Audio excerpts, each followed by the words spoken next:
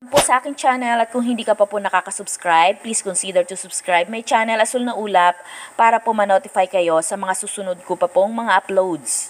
Ano nga ba ang nangyari sa batang si Joros Flores? Sobrang trending siya kahit sa ang social media platform, lalo na ang issue ng pagkawala niya.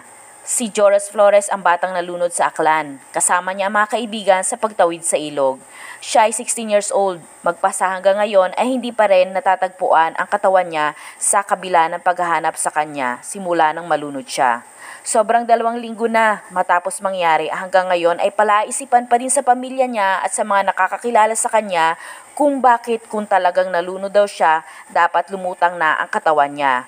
Normally daw kasi 3 days lulutang na ang katawan ng taong nalunod. Kaya naman marami sa mga netizens ay may kanya-kanyang mga comments. Meron akong napanood na isang video na nag-alay ang nanay ni Joros Flores ng mga manok sa ilog dahil ayon sa mga netizens, kinuha na di umano si Joros ng mga elemento sa ilog. At kapag nag-alay daw ay ibabalik na ng mga elemento ang katawan ni Joros.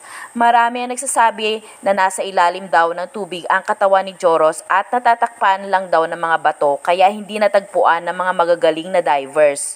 Meron din lumalabas na balita na may foul play daw ang pagkalunod ni Joros kasi daw yung mga kasama ni Joros nung oras na yon ay hindi daw nakikipag-cooperate sa interview para daw may pinagtatakpan sila sa pagkamatay ng kawawang si Joros. Sobrang naging trending ang pangyayaring ito. Maraming mga vloggers ang pumupunta sa ilog kung saan namatay si Joros. Kahit mga albularyo ay mga nagsilabasan din para magsabi kung nasaan ang totoong katawan at kalagayan ni Joros.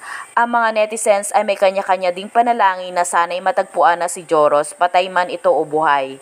Pero higit sa lahat, ang mga pamilya ni Joros ang hirap ang kalooban sa mga nangyayari.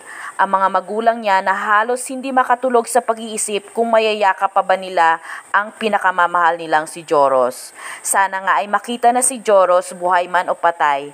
Pero personally speaking, naniniwala ako sa mga elemento.